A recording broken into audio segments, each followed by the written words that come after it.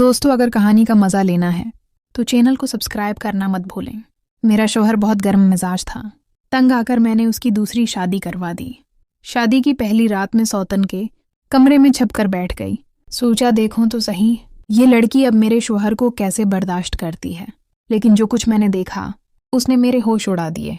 इस रात 16 साल की लड़की ने मेरे शौहर के साथ वो सब कुछ किया जो मैंने कभी सोचा भी नहीं था।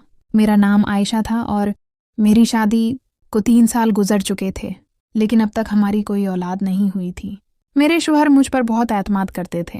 हकीकत ये थी कि मैं बांझ थी, लेकिन मैंने शौहर से झूठ बोला था कि डॉक्टर ने कहा है कि हमारा बच्चा जल्द हो जाएगा। शौहर ने मेरी बात पर यकीन कर लिया, लेकिन अब मैं मजीद झूठ नहीं बोला सकती थी। मैंने सोचा कि सच बता देना चाहिए। शौहर को सच बताने से पहले मैंने अपनी माँ को फ़ोन किया। माँ ने कहा, बेटा अपने शौहर की दूसरी शादी करवा दो, वो तुम्हारा एहसानमंद रहेगा और कभी तुम्हें छोड़ने का सोचेगा भी नहीं। माँ की बात सुनकर मुझे बहुत गुस्सा आया। मैंने कहा, अम्मी मुझे आपसे ऐसी बात की उम्मीद नहीं थी, और गुस्से में फ़ोन बंद कर दिया। शाम को जब शौहर घर आए तो अंधेरे कमरे में बैठी देखकर पूछा, क्या बात है? मैंने कहा, मेरी किस्मत में ही अंधेरा लिखा है। शौहर ने तसल्ली दी, अल्लाह ने हमें सब कुछ दिया है, फिर ये कैसी बातें? आखिर मैंने सच बता दिया कि मैं बांझ हूं और कभी माँ नहीं बन सकती। शौहर के चेहरे पर उदासी आई, लेकिन फौरन ही उसने मेरा हाथ पकड़कर कहा, कोई बात नहीं, मेरे लिए तुम ही काफ़ी हो। लेकिन एक दिन मेरी सास को पता चल गया। वो पड़ोसन से कहने लगी, हाँ मेरी बहू बांझ है, मैं अपने बेटे की दूसरी शादी करवाऊंगी। ये सुनकर मैं कांपने लगी। जब शौहर घर आए तो मैंने रोते हुए सब बताया। शौहर ने सामने खड़े होकर अपनी माँ से कहा, आम्मी मैं आयशा के सिवा किसी के बारे मैं सोच भी नहीं सकता।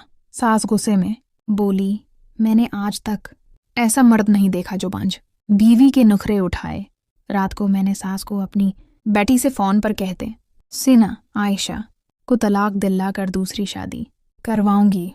ये सुनकर मैंने अपनी माँ को फ़ोन किया। माँ ने कहा, बेटा अपने हाथों से शौहर की दूसरी शादी करवा दो, वरना वो खुद किसी से शादी कर ले गा तो तुम्हारी कोई इज्जत नहीं रहेगी। आखिर मैंने माँ की बात मान ली और एक गरीब घर की लड़की से शादी करवा दी। शादी के बाद शौहर बदल गया। वो नई बीवी के कमरे से बाहर नहीं निकलता था। एक दिन मैंने छपकर सुना, वो अपनी नई बीवी से कह रहा था, मैंने आयशा से शादी की थी, लेकिन वो मेरे दिल से उतर गई।